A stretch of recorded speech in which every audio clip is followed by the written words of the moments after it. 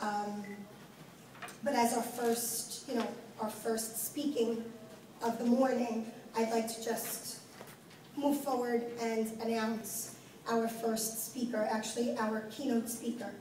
Mrs. Hysha Robinson Nesmith is Mrs. New York America, apologize. She's our keynote speaker on infertility.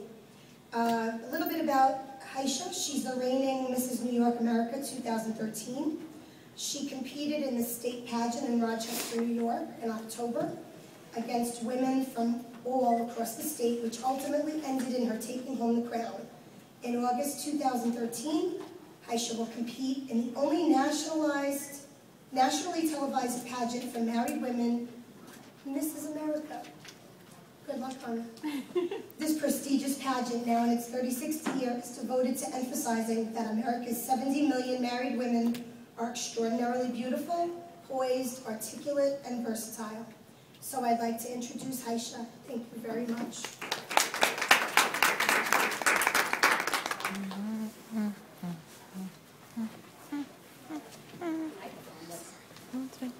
Wasn't working then, so I'm just come test it out.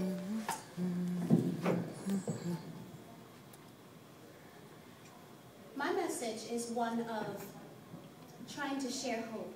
My platform is helping you share hope across America, and it's something that is very deep and important to me. So I want to start off by just thanking this wonderful group of women for allowing me to do that and spread hope across America, and thank Fran and her committee for allowing me to be here today. At first, when I was asked, Hysha thought, okay, maybe they have the wrong person. But then I realized that I am Mrs. New York. And so as Mrs. New York, I figured they probably have the right person for the job to come and be your keynote speaker this morning. So I want to tell you a little bit about me and about hope and why it is so important to me.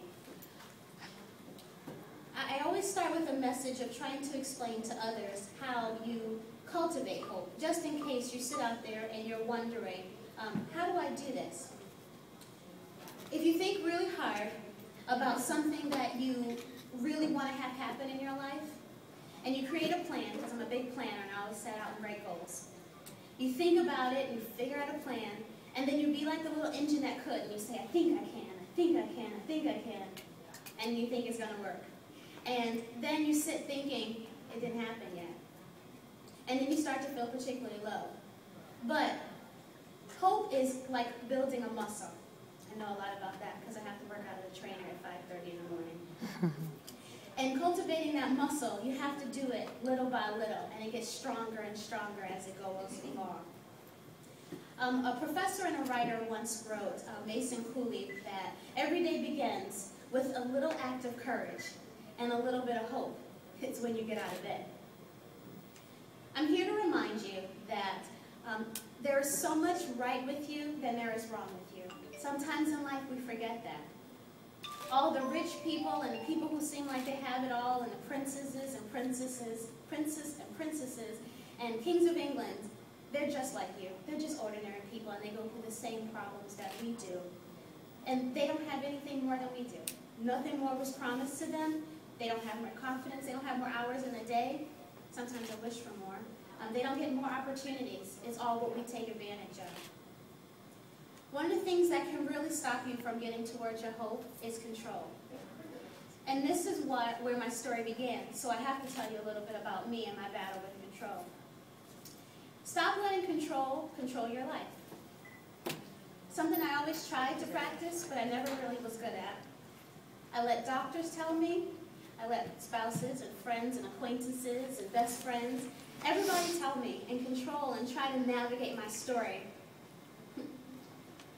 And I realized that that just sent me to a painful place. But there was one really important person that I always tried to let control me, myself. See, I always tried to be perfect. But how do many people know in this room you can't really be perfect all the time? But I try. I can admit that we can all be perfect at one thing. And that is perfect at being ourselves and being us. And in that, we have to accept the challenges. When life gives us lemons, hey, we make lemonade. I know I don't want to be like anyone else. I know I want to have my lemons, but I just want my lemonade to taste a little bit different. Well, there was a pastor and a theologian. He said that the essence of optimism is that it takes no account of the present, but it is the source of inspiration, and it is a hope where others have resigned. It enables man to hold his head up high, to claim that the future for himself is great, and not abandon it to your enemy. Well, let me tell you a little bit about my story. Growing up, my mom had this favorite saying, and she said, "If be a tree, be the best tree you can be." And the other one she said was, "You are bigger than this neighborhood. One day, you are going to swim out into the ocean and do big things." Well, this was surprising advice from a woman who was recognized for being a potential academic scholar, and she became a teenage mom. And she decided that she had to give up all those dreams to make the dreams of her children come true. She was devastated, and she went through social services and welfare, but she knew